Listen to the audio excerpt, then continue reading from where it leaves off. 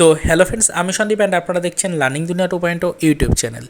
তো ফ্রেন্ডস, আবারও কিন্তু আপনারা যারা আপার প্রাইমারি বা উচ্চ প্রাথমিকের শিক্ষক নিয়োগের ক্যান্ডিডেট রয়েছেন, তো মূলত তাদের জন্য আজকের এই ভিডিওটির মাধ্যমে আমরা কিন্তু আপনাদের রিক্রুটমেন্ট সম্পর্কিত একটা বিশেষ গুরুত্বপূর্ণ ইনফরমেশন প্রত্যেকটা ভিউয়ার্সের কাছে পৌঁছে দেওয়ার চেষ্টা করছি।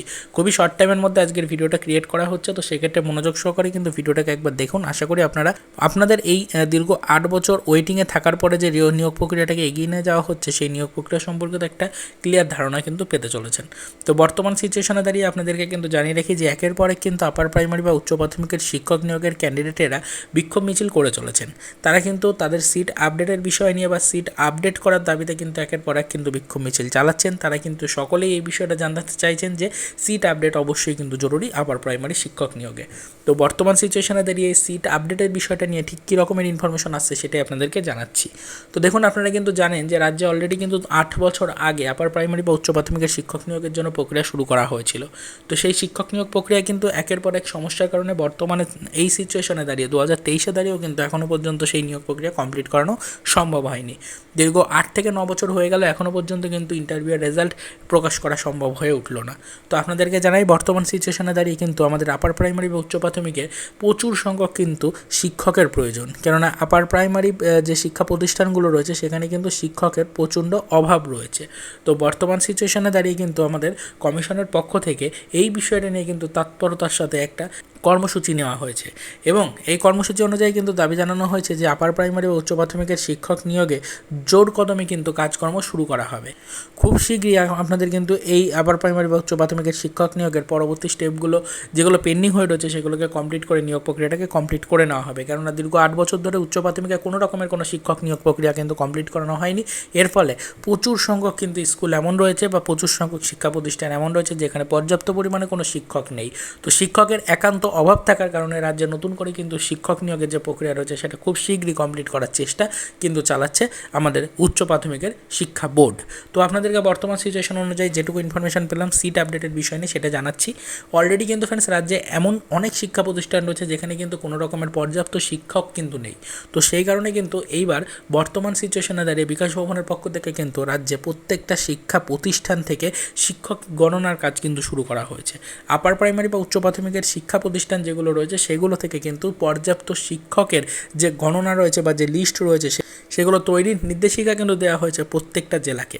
প্রত্যেকটা জেলার যে আমাদের জেলা প্রধান রয়েছেন তাদেরকেই কিন্তু ফ্রেন্ডস এই বিষয়টা নিয়ে বা জেলা শাসক যিনি রয়েছেন তাদেরকে কিন্তু ফ্রেন্ডস এই বিষয়টা তৎপরতার সাথে কিন্তু হ্যান্ডেল করার কথা বলা হয়েছে এবং খুব শীঘ্রই কিন্তু রাজ্যের প্রত্যেকটা জেলার যে শিক্ষা প্রতিষ্ঠানগুলো রয়েছে সেখান থেকে শিক্ষকের যে পর্যাপ্ত সংখ্যা রয়েছে সেগুলোকে কিন্তু একটা তালিকা আকারে খুব শীঘ্রই আমাদের উচ্চ প্রাথমিকের শিক্ষা বোর্ডের কাছে কিন্তু পেশ করার কথা জানানো হয়েছে।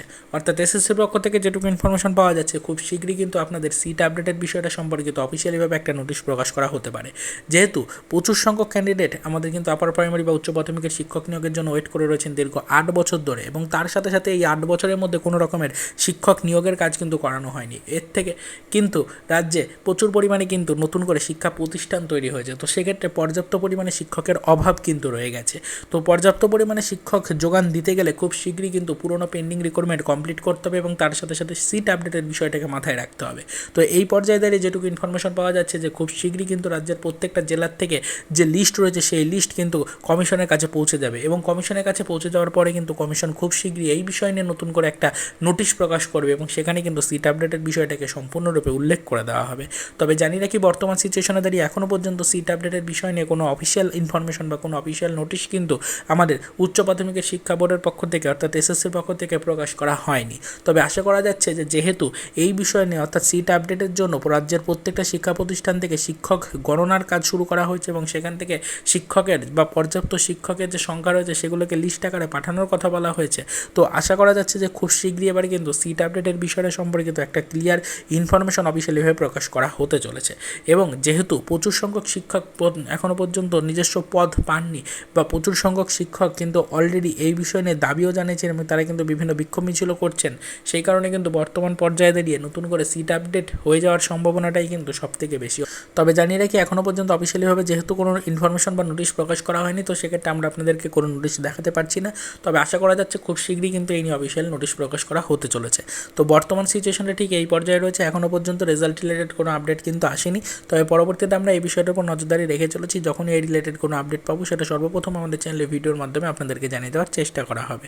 তো আমাদের আজকের এই ছোট্ট ভিডিওটা যদি আপনার কাছে সামান্য হলেও হেল্পফুল লেগে থাকে তাহলে অবশ্যই ভিডিওটিকে একটি লাইক করবেন, এবং আপনি যদি ফার্স্ট টাইম আমাদের চ্যানেলটিকে ভিজিট করে থাকেন তাহলে পরবর্তীতে এই ধরনের লেটেস্ট আপডেট সর্বপ্রথম পেতে অবশ্যই চ্যানেলটিকে সাবস্ক্রাইব করে আমাদের সাথে যুক্ত থাকার চেষ্টা করতে পারেন।